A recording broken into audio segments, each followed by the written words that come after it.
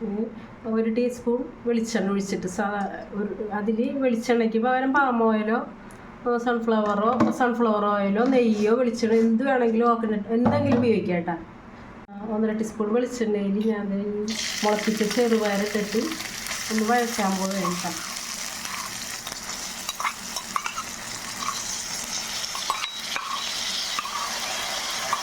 ഇതിൽ വേണമെങ്കിൽ നിങ്ങൾക്ക് പച്ചമുളകോ മുളക് പൊടിയോ എന്ത് വേണമെങ്കിലും ചേർക്കാം. എരിവിന് വേണ്ടി ഞാനിതൊന്നും ചേർക്കുന്നില്ല. സവാളയോ പച്ചമുളകോ എന്ത് വേണമെങ്കിലും ഈ ഫുഡിൽ ഉപയോഗിക്കാം. പക്ഷെ ഞാനിതൊന്നും ചെയ്യാതെയാണ് ഇത് വഴറ്റിയിട്ട് മാത്രമേ ചെയ്യണുള്ളൂ. ഉപ്പ് പൊടി ചേർക്കാൻ പോകേണ്ട.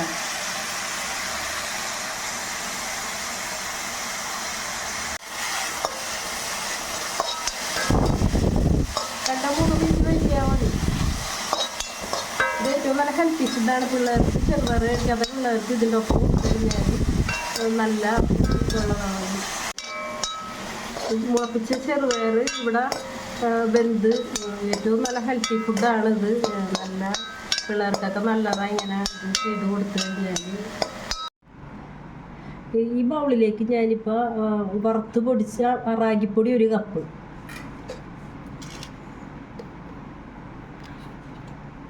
അര ടീസ്പൂൺ ഉപ്പ്. ഈ ചെറു ചൂടുവെള്ളത്തിൽ ഇത് കുറേശ്ശെ കുഴയ്ക്കുക. ചെറു ചൂടുവെള്ളത്തിൽ കേട്ടോ. ഏറ്റവും നല്ല ഹെൽത്തി ഫുഡാണ്. പിള്ളേർക്കൊക്കെ കൊടുക്കാനൊക്കെ ഏറ്റവും നല്ല ഫുഡാണ്.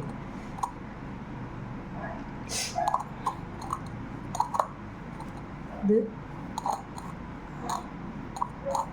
ഇനി ഒരു 1/4 ടീസ്പൂൺ വറുത്ത അരിപ്പൊടി കൂടെ ഇതിലേക്ക് ചേർക്കണം കേട്ടോ. ഒരു അര കപ്പ് വറുത്ത് പൊടിച്ച അരിപ്പൊടിയും കൂടെ ഞാനിതിലേക്ക് ചേർക്കണേണ്. രണ്ടും കൂടി നന്നായിട്ട് കുറച്ച് വെള്ളം ഒഴിച്ചിട്ട് നന്നായിട്ട് മിക്സ് ചെയ്യുക.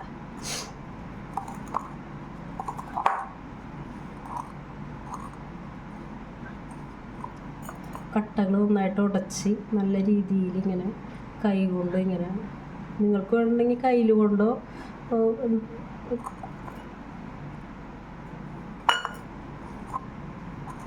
പൊടി നന്നായിട്ട് നനയണം കേട്ടോ. നല്ലോണം പൊടി നനയണം.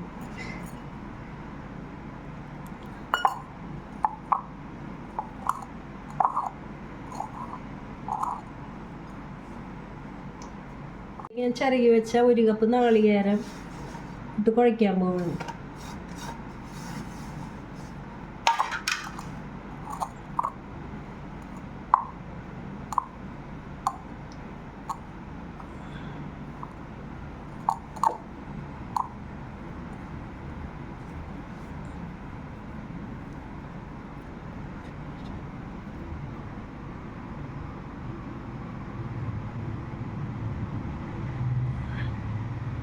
മുളപ്പിച്ച് പയറിലേക്ക് ചേർക്കണം.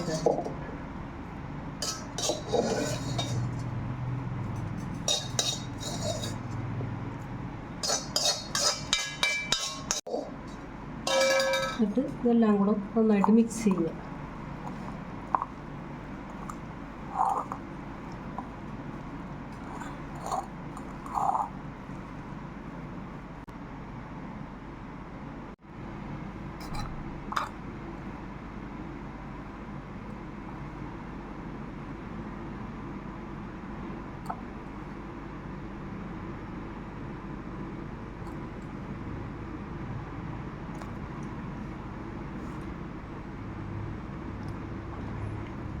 ഇത് ഞാൻ ഈ വേവിക്കാൻ വേണ്ടി ഞാൻ ആ ചിരട്ടപ്പുട്ടിൻ്റെ അച്ചിലേക്കിട്ട് ആവി ഒളിക്കാൻ പോവേണ്ട.